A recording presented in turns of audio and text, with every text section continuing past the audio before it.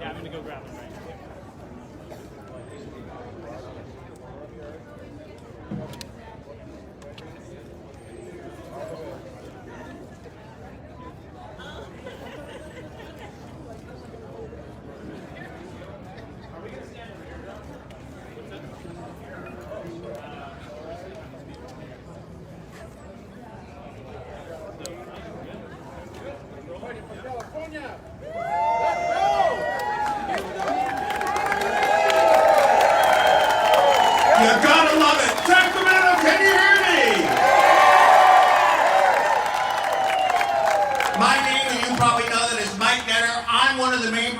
Which is why we're here today, of the drive to recall Gavin Newsom and take our state back.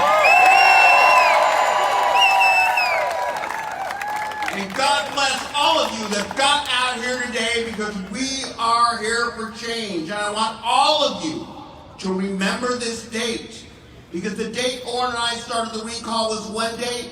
This is the beginning of phase 2 as we move towards a new governor.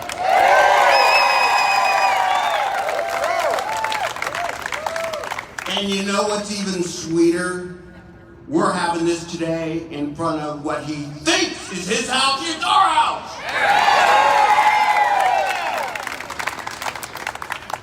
Now, one thing I notice about our political rallies and what I've noticed about the recall, I'm going to reveal something. So Rocker says, be happy. But the recall is really something of joy. Look at all of you today. The fact that we have a say in our government and we are making a stand is something everyone out there should be proud of. Now, for the first person coming up speaking, I am very proud, very happy to introduce the man that started the recall, a guy that cooked it up, my buddy, my friend, Orrin Kiley. Thank you, Mike. God bless everybody, and thank you for coming out on this warm Saturday. I really appreciate it. Mike and I started a movement in California. I believe I just heard that there are 62 recalls going on throughout the state. And we are taking our state back by wave. Mike and I started the largest ever attempted petition drive in our nation's history, and we did it with the bulk of the signature gathering done by volunteers alone. I'm not a politician, I'm not a public speaker, so bear with me, okay? When Mike and I started this, we had no idea what it would lead to, but we knew what we needed to get done. And nothing like this has ever been done in our nation's history. We had the first rally here on May 1st, and the governor turned the highway patrol loose on the crowd. Right. There were 32 people arrested during a peaceful protest. And I knew then what we were up against. And the opposition is fierce. but we are super spreaders because we are going to spread the word up and down the state from the Oregon border to the Mexican border. Now, I'm speaking today as a citizen, not as the chairman of the board, not as a recall proponent, but as the citizen Warren Kiley. And I am proud to stand behind Kevin Kiley running for governor. Kevin has been there from day one when we first started the recall, and he has done more than anybody else in the field to help us push that needle forward. He wrote the book, he helped donate to the cause, and he traveled the state attending more than 50 book signing events and 50 rallies throughout the state. God bless him for doing that. Thank you again for everything. September 14th is going to come and go. The days are going to drag on, but the weeks and months are going to fly by. And September 14th, we take our state back. God bless everybody.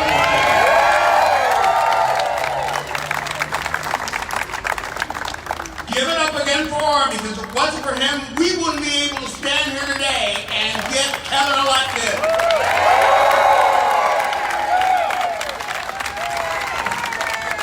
Next up, we've got a gentleman who made an amazing video. I forget how many 100,000 views it got. And I've got to tell you, of all the speakers we have today, he's got the best accent. Matthew Oliver, come on up!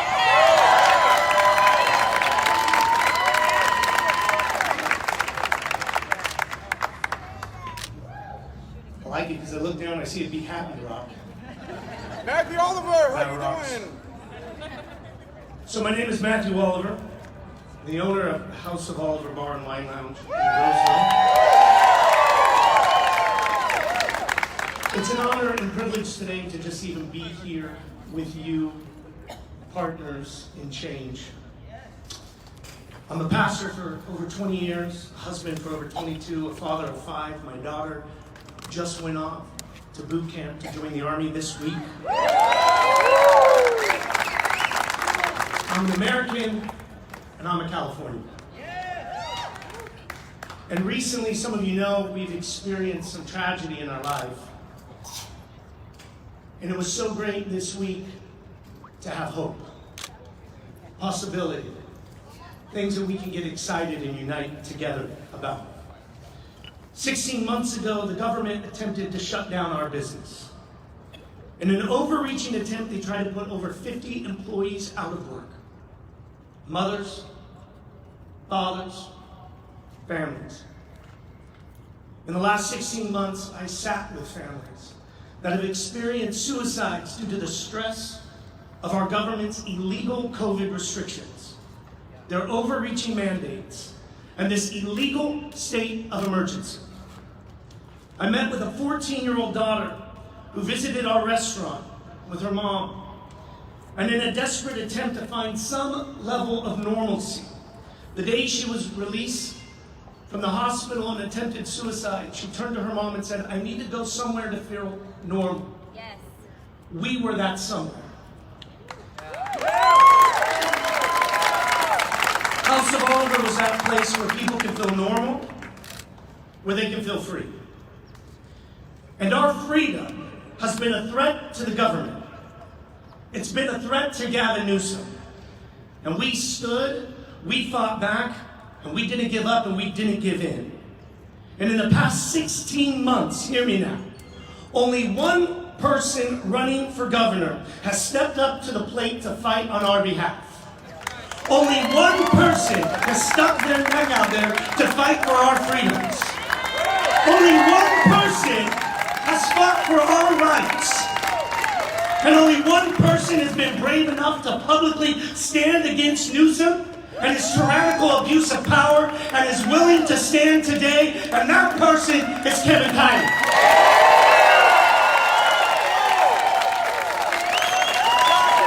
Kevin Kiley did what no one else would do. With no agenda other than justice, with no agenda other than freedom, with no agenda other than right, he stood and he fought. He fought for me. He fought for our employees, he fought for our rights, and he fought for you. Today, I stand here proud to get the opportunity and the privilege to support and endorse the one person who fought and continues to fight. Many have fled this state, but you and I, we have stayed, and we have chosen to stand and to fight back. They said the recall would never happen. They were wrong. And today those same voices and the same media is saying that we will not win, and they will be wrong again. We will show them the power of the people. We will show them the voice of the people. And today we get to join in that fight. We get to fight on behalf of Kevin Kiley. We get to fight on behalf of justice, and we get to fight back. We need to remember, the goal is not just to make this abuse of power go away. Our goal is to make sure that they know they can never do it again.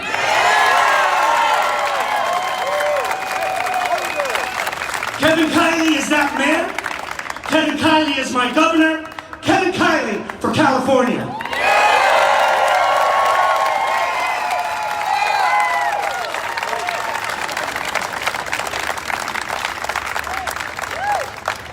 Think about what he just said. I don't care what party you are. I don't care what diversity you are. We're all Californians!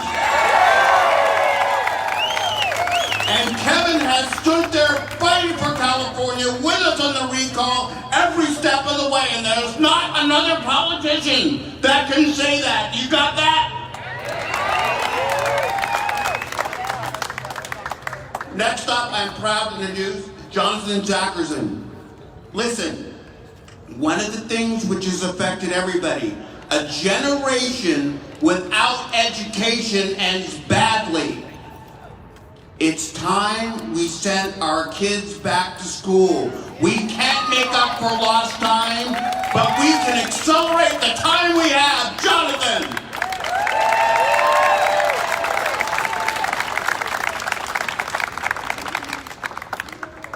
Thank you.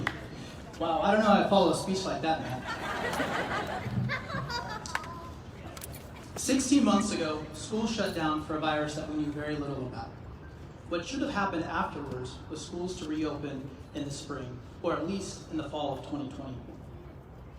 But California was unique. Our governor forced almost every school in the state to stay closed in the fall, despite many schools across the country reopening. At every step of the way throughout the year, our governor's policies and actions continue to keep schools closed for almost every California kid, until there were just a handful of weeks left in the school year. In fact, most kids never saw the inside of a classroom, and most didn't even have an opportunity until the last part of the year. Was our governor listening to the data or science? Absolutely not. No. The data was clear in the summer that schools could reopen in the fall, but he was listening to special interests, namely California's teachers' unions. Not science, not parents, not the law, and certainly not the Constitution. So how bad was it in California? Well, we were ranked 50th out of 50. Worst state in the nation. And not just by a little. The median index for in-person learning was about 70%. And that was Arizona and Colorado, and Wyoming was about 100. So you have Wyoming, you have Arizona and Colorado. Where was California? 20%. 1/3 the BE. These school closures were devastating. Anybody with kids knows that, and if you don't have kids, you've seen it on the news. I've spoken with hundreds, if not thousands, of parents quitting their jobs, parents who couldn't quit their jobs and had older siblings help out with school for the younger siblings at the detriment of their own education. Special education needs not being met. Even the best intended parents, what the education kids got for the minimum. Trying to have kids learn from a screen is nearly impossible for most. On top of that, 150,000 school kids went missing from California's education system, according to CalMatters. 150,000. We know that there's an education crisis in the state created by Newsom. But what we're hearing now is there is a mental health crisis amongst our teens, from doctors and ER rooms across the state. Right. I've been fighting with countless other parents to try to get schools open for over a year. In fact, it was about a year this same month a year ago that we were having our rally on this same steps. I learned two things early on. One was that we needed to recall Newsom if our kids were going to have any hope. And two, just that recall. For our kids. The other thing I knew was that not only did we have an ally in Kevin Kiley, but we had a fighter. That's right.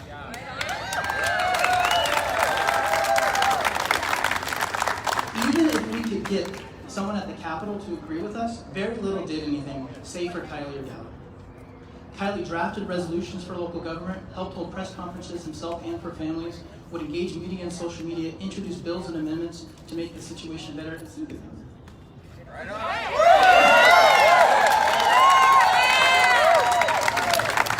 And of course, he listened to parents, not just in his district, but across the state. Thank you. Thank you. Thank you. I particularly remember this past spring when AB 86 was passed, a bill that attempted to bribe California schools to reopen by giving them $4.6 billion, no strings attached. Another $2 billion if they were to reopen by May 15th. Kiley fought in the legislature and by engaging the community in an attempt to fix the bill so that it would at least require schools to reopen. If you haven't listened to his floor speech afterwards, definitely do that. It's on his blog, it's on our YouTube. It was fire. Sadly, we are not done with this fight.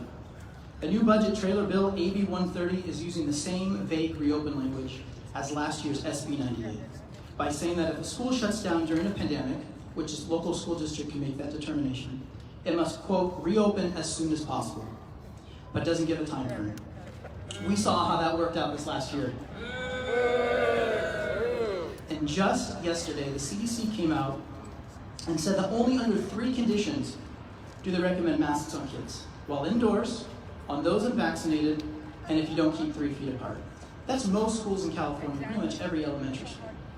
But what did Newsom do after weeks of promising to follow the CDC? He said, well, actually, we're going to keep masking kids, K through 12 schools, all of them indoors, because we want because we want to treat all kids the same. What? This madness needs to end. And the way it ends is September 14th with a yes on the recall and Kevin Kiley as governor.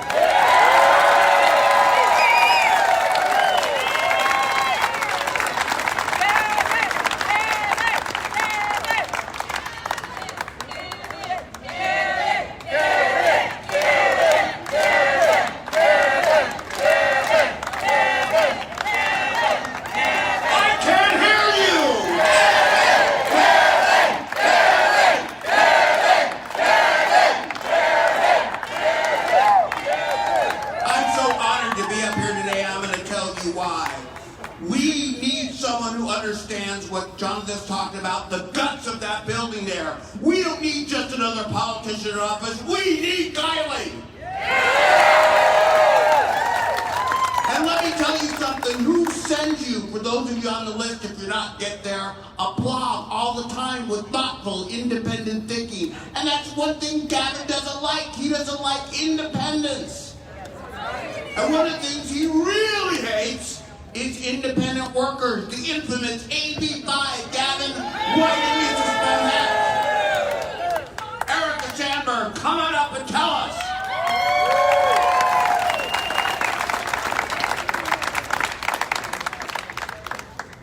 Well, thank you so much. I'm definitely honored here to be here today to support Assemblyman Kevin Kiley for Governor of California. And 3 really good reasons. So I'm going to tell you what they are. Number 1, He fights for the rights of freelancers and independent contractors.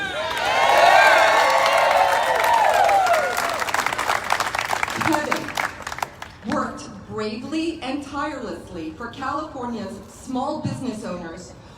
He openly defied powerful forces in the battle against AB 5. While millions of people were losing their livelihoods with this state law that restricted employers from hiring people who established their own businesses and created financial independence for themselves and for their families, other politicians stood by and did nothing. Nothing. The only one who came out in full force, and for us, I am a freelance journalist, was Kevin Kiley. But it's not just journalists who were affected. Oh no. It was many millions of Californians. Nonprofit organizations, musicians, community theaters and actors, filmmakers, videographers, healthcare workers, truck drivers. So many people have been shut down, shut out. Kevin Kiley stood up for us.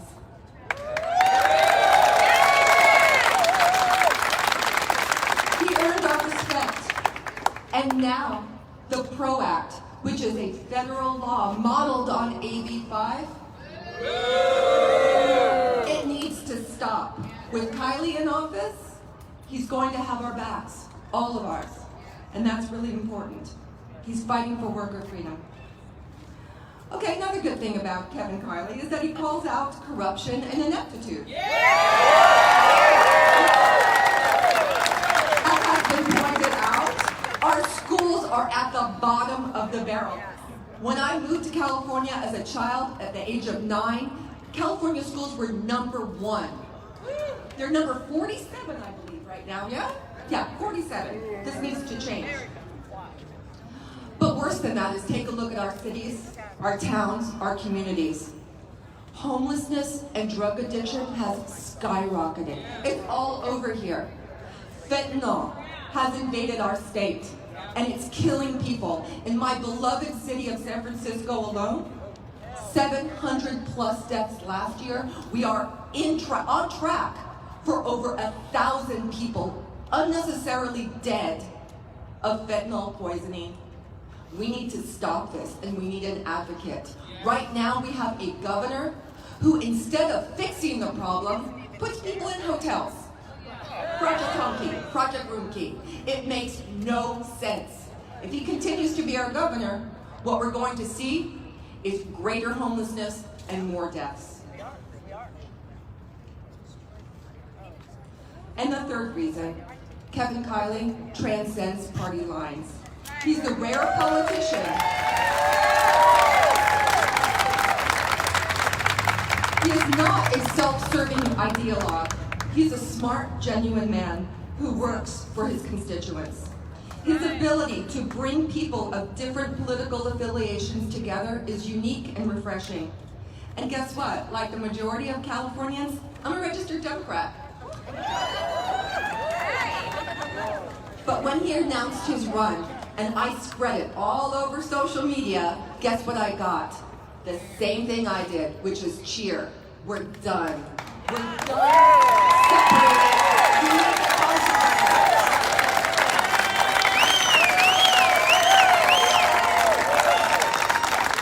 I want to quote one of my colleagues, a progressive. He says, "Hell yeah, vote for him. Assemblyman Kevin Kiley has been our rock and our protector even before the pandemic, standing up to bullies. Finally, there is hope for California." So that you said that, vote for the recall and vote for Kiley.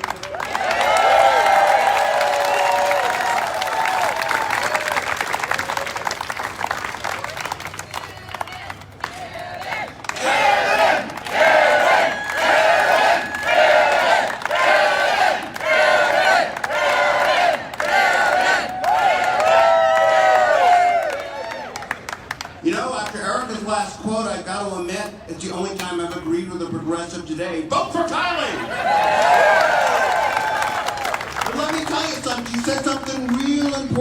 that speech that one of the reasons we have to stop Gavin and get Kevin elected is because things are spilling up to the national level. That's right. Again, whether you like it or not, we are the largest state in the union. And we can have some people move out of here, but we also have to make sure that we take care of Congress. We have to.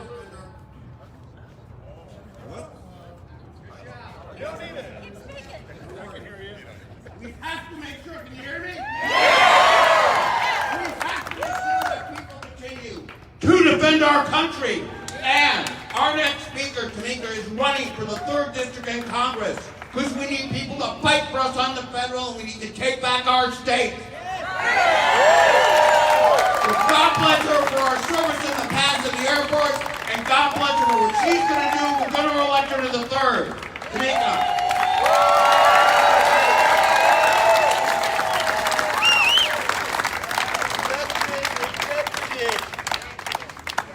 How's everybody doing today?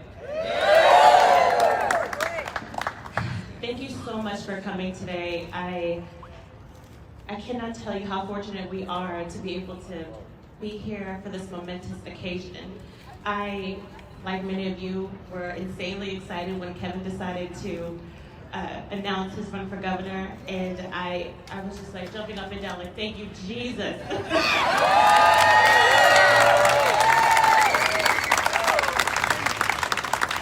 Before I introduce the next speaker, who is also pretty amazing, I want to encourage you to support Kevin, and here's why.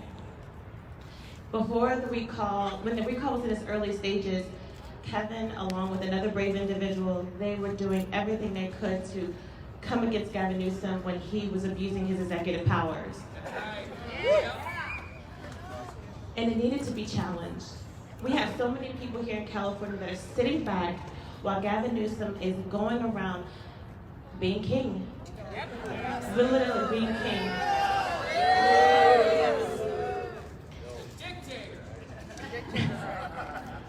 Somebody had to stand up for our freedom in our communities.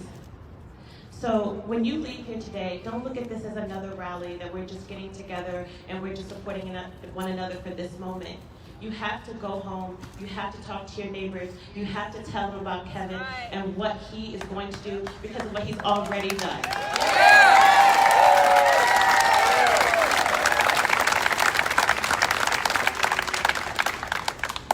Races are hard, and I cannot express because I've been in this for almost 2 years. Kevin's gonna need you to make phone calls, he's gonna need you to walk, he's going to need you to support him financially. And so before I introduce the next speaker, who has also been fighting for your liberty, I just cannot express how important today is and how this will be a change for California that's desperately needed.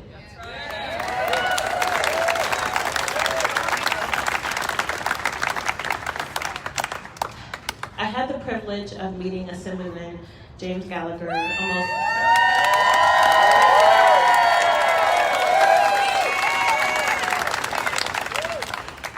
I had the privilege of meeting James Gallagher almost 2 years ago when I started my run for Congress.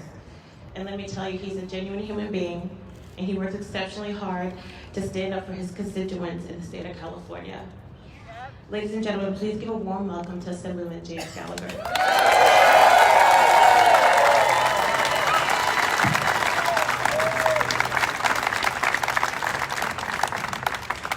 All right, how's everybody doing? I am James Gallagher, and I couldn't be more proud to be here with my friend, my colleague, my partner in liberty, Kevin Kiley, for governor. Now, I love seeing all of you here today, and this has been a movement. It's a movement that's been going on for a long time. The rumblings have been there, and our founders knew it. Our founders knew it, that the price of liberty is tough. Fighting for liberty against tyranny is tough. It's never easy. It wasn't easy when they did it, and it's not easy when we do it here today. But they understood that the fight is worth it because liberty is as sacred as it is. The gift of God that it is can never be cheaply bought. It must be fought for. And the times when the tyrants rise is the time that we must rise to meet them and defeat them. And make no mistake about it, we are in such times. King Gavin is not so much different from King George. I mean, think about it. He has assumed all power unto himself during this emergency that still continues to this day. It continues for months and months, where he argues in court, in our California courts, that no, he has all the power and the legislature has none. And what has he done with that power? He shut down your ability to make a livelihood. Your jobs, your businesses have been shut down. Our kids have been out of the schools that they need to succeed. Shut down. And while you're out of work and standing in an EDD line, calling for months and months, prisoners and death row inmates are getting money. Prisoners are getting released from our jails, from our prisons. Crime is on the rise. Homelessness has exploded under this governor. And he says that he's the champion of these things.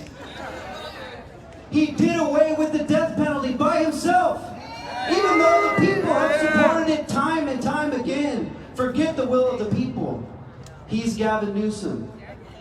This is what we are up against. And at these times, it's a critical question that we have to ask ourselves. If not me, then who? And that's the question that I asked myself as I sat in this legislature. And I watched this governor change laws with the stroke of a pen, usurp the very power that was vested in the people's house, the legislature. And I said, if not me, then who?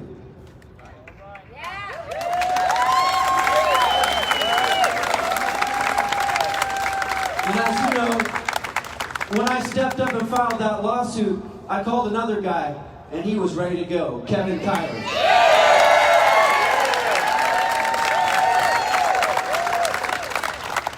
When Orrin was looking around and saying, we have to do something, who's going to step up? He asked, if not me, then who? And Orrin, and that citizen powerhouse that went all around the state and collected the signatures, we have that recall because he said, if not me, then who? When our restaurants were shut down, and King Gavin told you, don't go to those restaurants. Because he's an idiot. Well, he went to a restaurant, the most expensive in the state. And let's not forget, this gets taken out too much. Not only did he go to that restaurant, who did he go with? Special interest lobbyists. They all can eat. They can eat in the restaurant. You don't support your local restaurants, but they can go eat in their restaurants with the special interest. And who is there putting in millions of dollars now to support and prop up this king?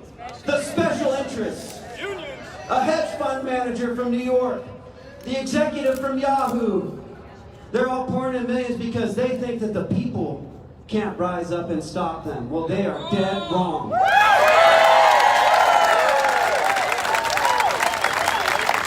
But when those restaurants were closed down, Matt Oliver said, if not me, then who? And he opened up his restaurant, and we stood by them, each and every one of these restaurant owners, open up. If not me, then who? And now today, Kevin Kiley has said, if not me, then who?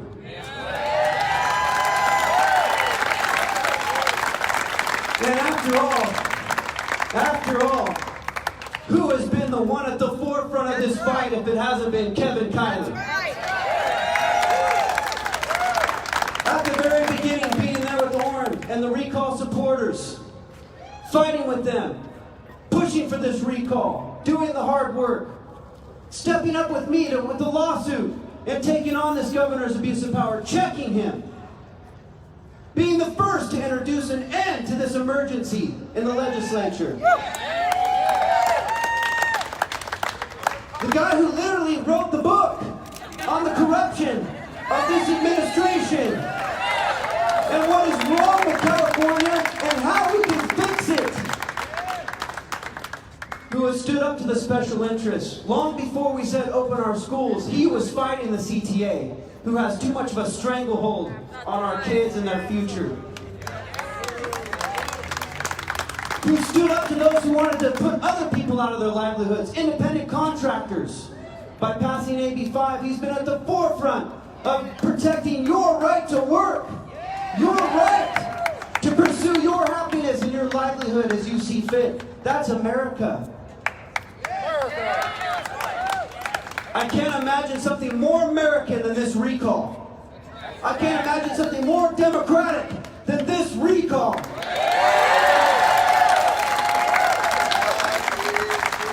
And we have a chance today to topple tyrants and to smash the chains of a hierarchy that is keeping the people from truly ruling. And we can do that by electing Kevin Kiley in this recall.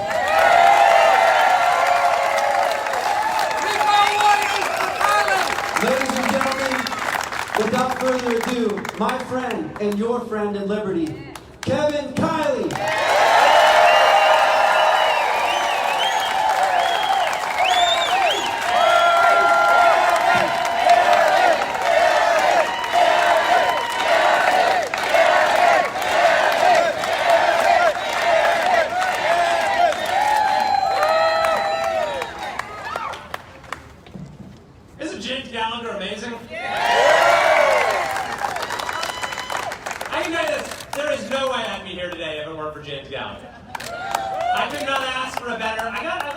Partner in liberty. Can I steal that? Couldn't ask for a better partner in liberty. And the North State couldn't ask for a better representative than James Gallagher. Thank you to Orrin and Mike and all of the leaders who have devoted every fiber of your being to giving our state this chance at a better future.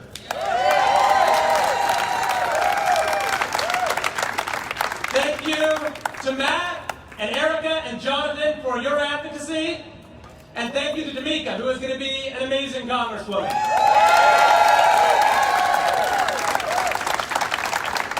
And thank all of you for being part of the fight. I cannot tell you how energizing it is to be with you here today and to get the chance to talk with you. And it's really what gives me the energy and the drive to keep up the fight.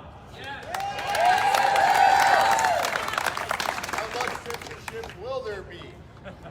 I join you today not so much as a candidate for political office, but as one participant in a historic movement. And I mean historic in every sense. It's a movement that is rooted in our history, in what John F. Kennedy called the revolutionary belief for which our forebears fought, that the rights of man come not from the generosity of the state, but from the hand of God.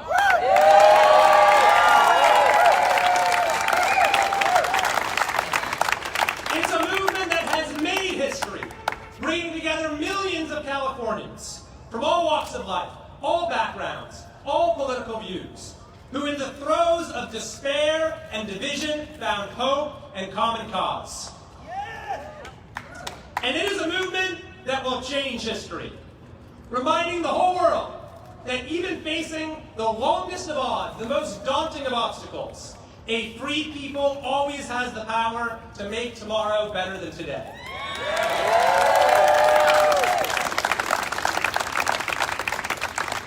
This last weekend, we celebrated America's independence. And we remembered the immortal words with which it was declared. We know these words so well. The stirring lines, the self-evident truths, that it's easy to forget what the rest of the Declaration was. A long list of grievances against a single man. Yes, and I swear Gallagher and I didn't coordinate on this. Our founders understood they had to make the case against King George. But the revolution was about more than him. It was based on universal principles. Principles that would set the colonies on a new course. Principles to forge a distinctly American identity. That's why 7 years later, Abraham Lincoln would say the nation was conceived not in hostility, but in liberty. Now we too have made our case against a single man. Our list of grievances against Governor Gavin Newsom is long, tragic, devastating, infuriating, without comparison in our state's past or our nation's present.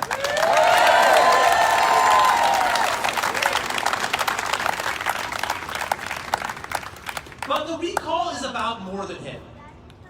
It too is based on universal principles.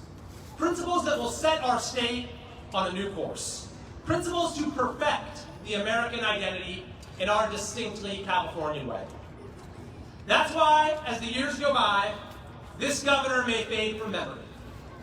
But the recall he inspired will always be remembered as a new birth of freedom for the state of California.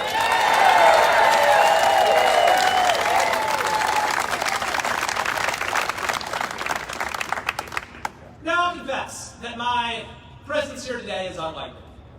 Some may call this campaign too bold. At 36, I'd be the nation's youngest governor. In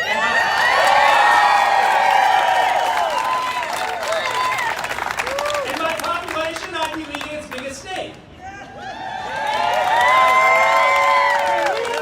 But you know, as it happens, the guy who's currently the nation's youngest governor also leads one of the biggest states. And I'd say Governor Ron DeSantis is doing a pretty darn good job.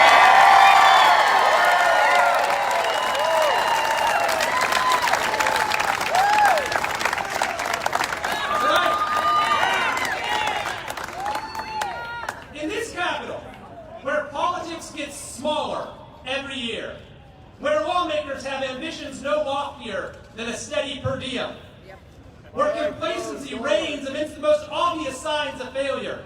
In that capital, if boldness is a crime, then I'm guilty as charged.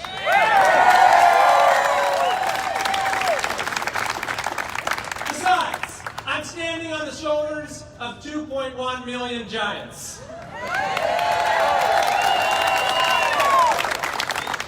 One signature at a time, the people of California ignited this movement, lit this fire. I am humbled to be but one bearer of the torch.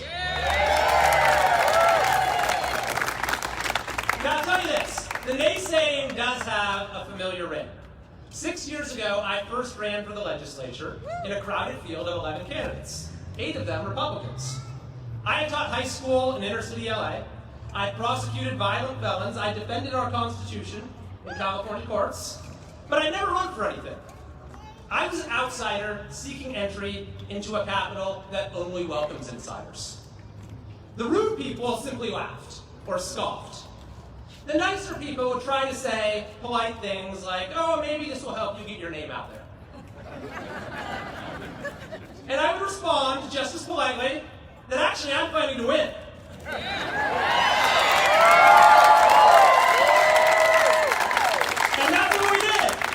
Special interest billionaires and self-funders spent huge sums of money, but we had an army of volunteers in a grassroots campaign like California had never seen. We shocked the political establishment, and we've been shaking it ever since.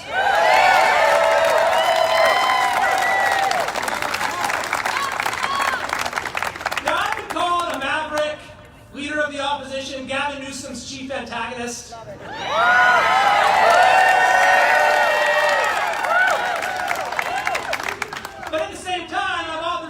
Groundbreaking legislation passed in recent years on issues like freedom of speech, public safety, school choice, criminal justice reform, artificial intelligence.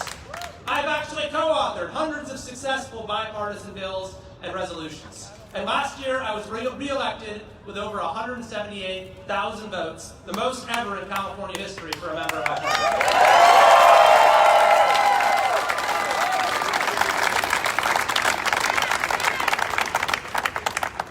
Yet every effort that I have made, or that James Gallagher has made, to take on our state's core problems has been snuffed out.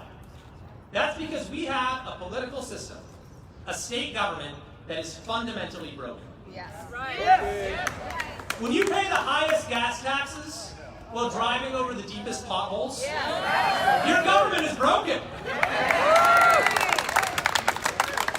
When you pay for billions more in homelessness spending, yet watch tent encampments multiply, your government is broken.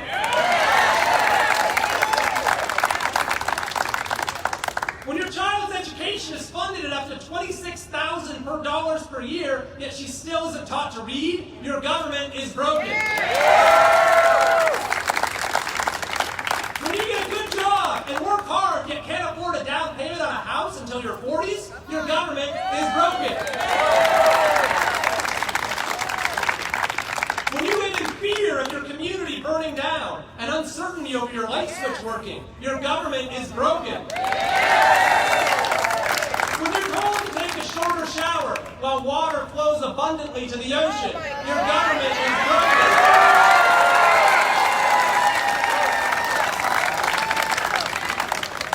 When you watch calculator-wielding thieves rob department stores in broad daylight, waving at the security camera on the way out, your government is broken.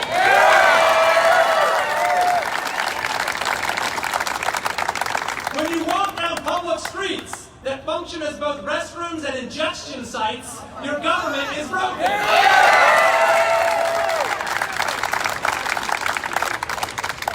When you wait hours in line for a driver's license while state politicians get their own private DMV, your government is broken.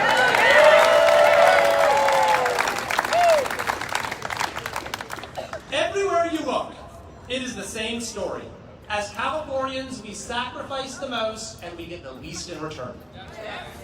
It's no wonder 2/3 of residents say they think their kids living in our state today will be worse off than their parents. And it's no wonder so many people are packing up U-Hauls to avoid this fate. Last year, for the first time in California's 170-year history, our population declined. This used to be the state where anyone could get ahead, where the full glory of the American dream was realized. It's now the state that many can't wait to leave behind. That is the California tragedy. So how did this happen? With our extraordinary wealth in companies and universities, our astounding diversity of people, communities, and cultures, our beautiful mountains and lakes and trails, our magnificent coast and enviable weather, with Silicon Valley and Hollywood, avocados and almonds, a mystique that lights up eyes the world over, not to mention an outsized influence in Washington, D.C. With all of these assets, how are we last in everything?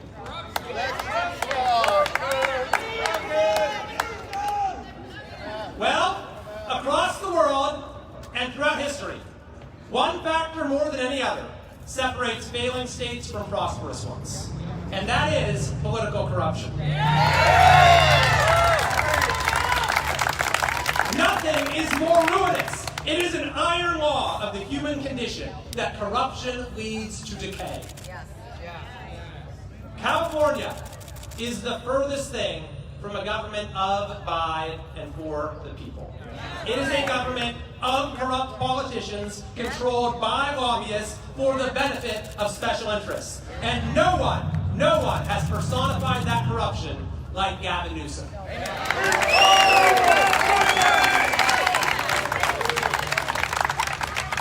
As long as dictionaries are printed, the first entry under hypocrisy will always be the French one.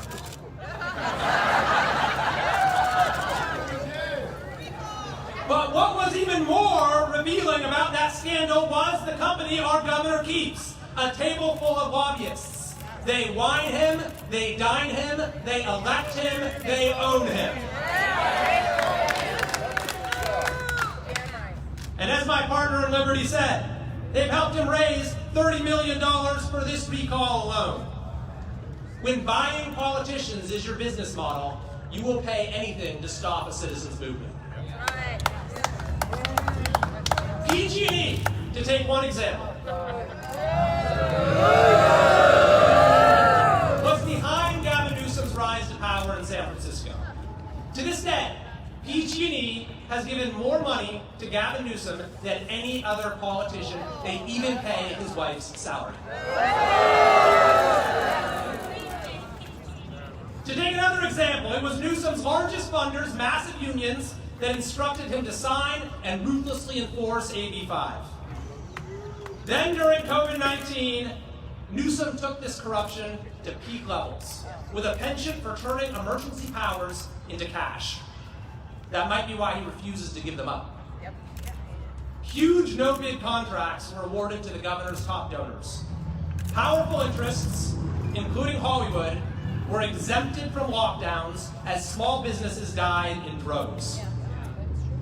But worst of all, in what may go down as the political crime of the century, this governor expelled millions of kids from school, longer than any state, while his own kids attended in-person private school. He inflicted untold harm on a generation of young people. He reduced your child's life expectancy so he could keep getting money from teachers' unions, perhaps for a delusional presidential run.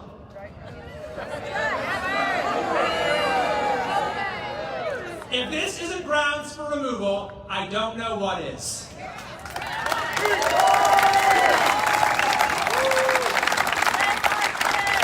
Time and again, my friends, the Newsom regime has proven the truth of that famous saying: power corrupts, absolute power corrupts absolutely. Corruption was already causing California's decline, but Newsom's absolute corruption has brought the decline to a total freefall. California has had the worst COVID experience of any state. If our outcomes matched Florida's, millions more kids would have been in school, hundreds of thousands more workers would be employed, and thousands more people would be alive. And fewer suicides. Proverbs tells us, where there is no vision, the people perish. In Gavin Newsom's California, there has been no vision. But it's not because he's blind. This governor drove our state off a cliff with eyes wide open. The recall, then, is about one thing, and it's about everything: rooting out political corruption and restoring good government. More than any particular policy, it offers a new paradigm for our public life, based on integrity and service. That's how we'll fix all the failed policies.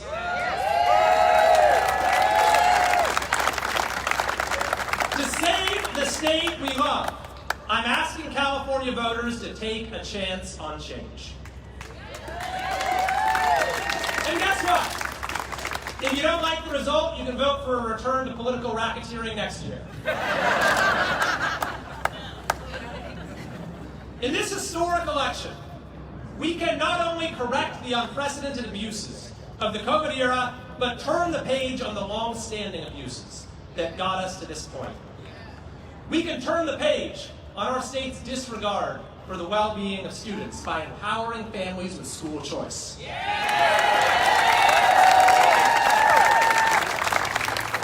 We can turn the page on our state's disrespect for the welfare of workers by removing barriers to opportunity and protecting the right to earn a living.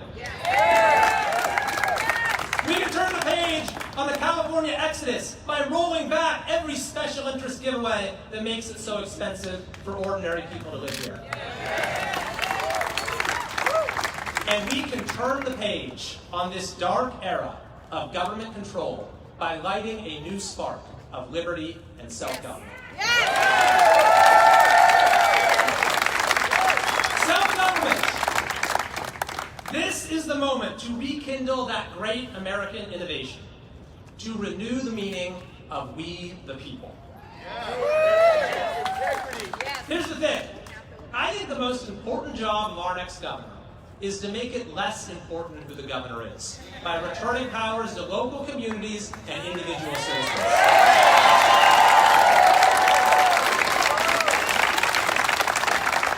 Less power in the governor's hands means more power in your hands to live your life as you see fit and to have your say in our shared future. That's the larger promise of this recall, revitalizing the whole idea of citizenship, reviving those forgotten words from our Declaration of Independence, the consent of the governed.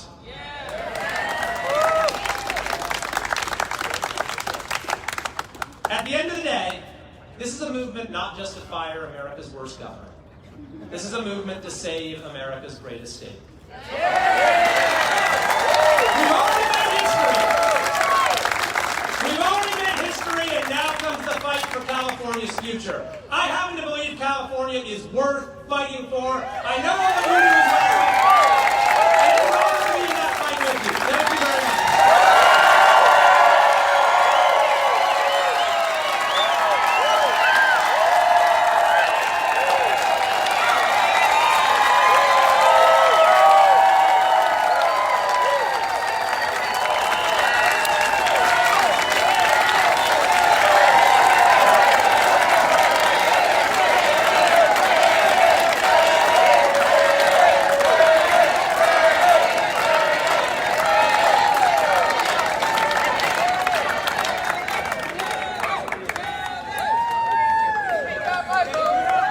Chanting Kiley, there's too many Kevins.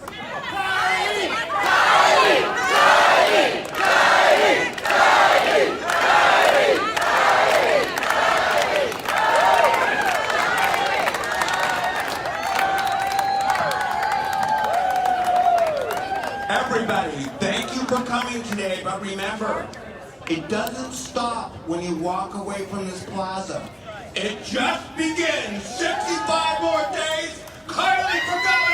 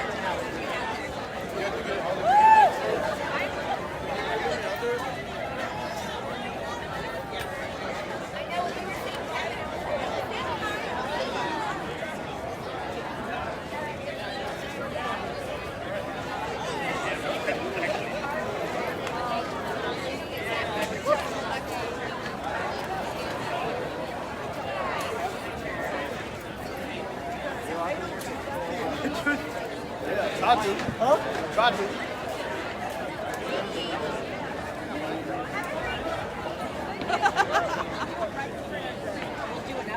Yeah.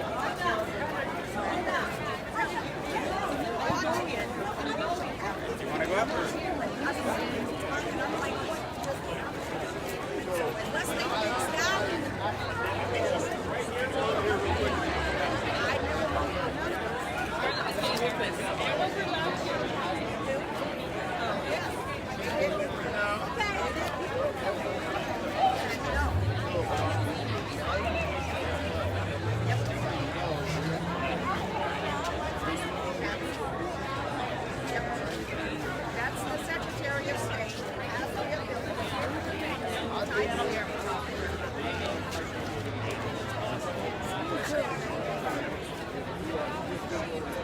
I love it.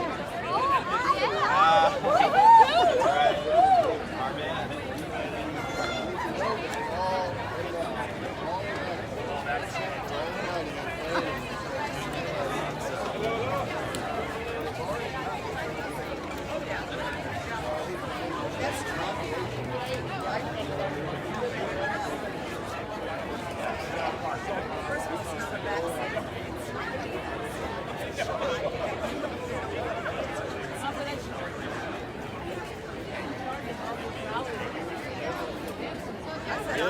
Yeah.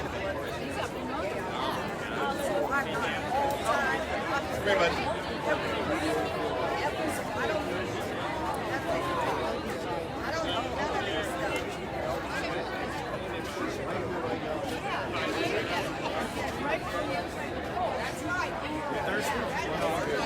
Just had one. All right.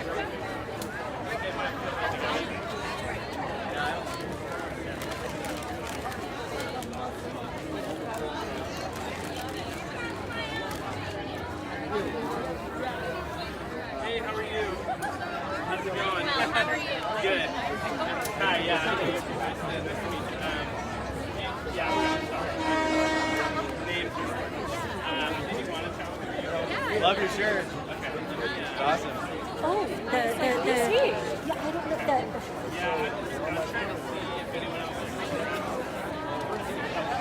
Yeah, I know. They were right here, but I couldn't tell. Thanks, man. Appreciate it. Are you too? I'll connect with you. Yeah. Yeah, there was ABC, but I don't know if they might have got first.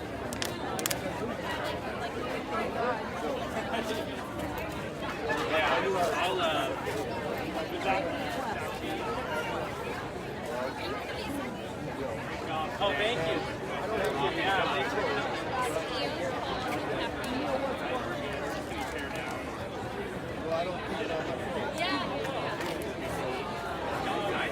It worked out. It worked out. There's Josh.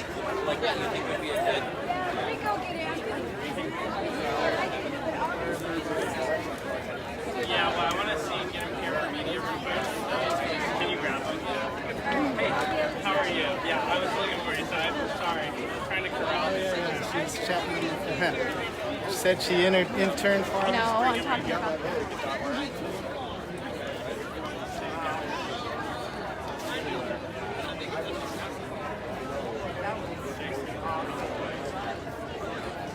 Do you have anything you want to do before we go? Nah. He's gonna be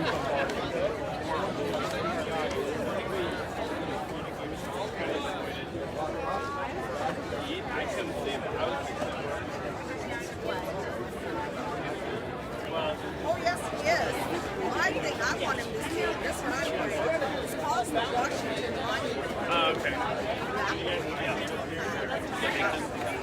That is because that's what takes some of that. Hey, Kiley. Nice to meet you.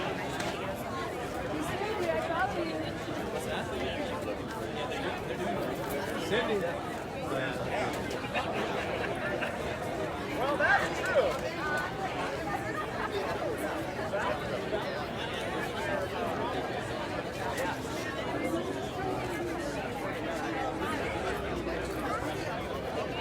Yeah, okay. Wait. I think I did the whole speech. And the gallery too. My hand was a bit tired, and I braved it out. I was standing right behind Ed. Then I saw you pop out. Yeah, that girl was cutting me out, so I finally asked her to stop. Well, after that you did, right? Come away. So, okay. Well, I talked to the guy. Yeah, Mike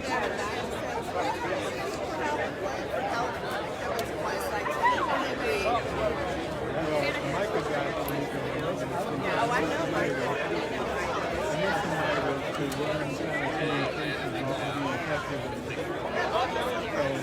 I'm thinking that I may have You know what? I don't think you can do a better person. And I was here. Brenda, I said, Brenda, Eric can't tell somebody, I can't think of anybody. Because his father, he does not think he's an energetic guy. He thinks I'm energetic. I said, no. You're energetic. Shoot, yeah, he is. He's like, no, I'm not. Yeah, you are. I'm like, and he's a publicist too, so he can send out his stuff and say, and like Josh, I can have him talk to Josh and it would benefit. sure, yeah. I mean, you heard him ask me to contact him after he got off the Zoom, and I did. I spent about an hour talking to him. I didn't understand what he wants from me. So I said, slow down. That's what I said. You think you're not energetic? I said, you don't slow down. And re-explain Whenever that you to have time. me. But what he wants me to do, he thinks will help you. And so I'm going to sit in on a meeting on Wednesday. It's from 2 to 1. I have another meeting at 12:30. If it gets canceled or something, I can stay for an hour, but I'll sit in on it. Right after we actually booked it. Exactly. It's that And so the timing was great, and then I could reach out to the staff. It's still good. Yeah, right. I know. Come on, you want to come down? I'm up. Are you? I have a green one. I have the green one.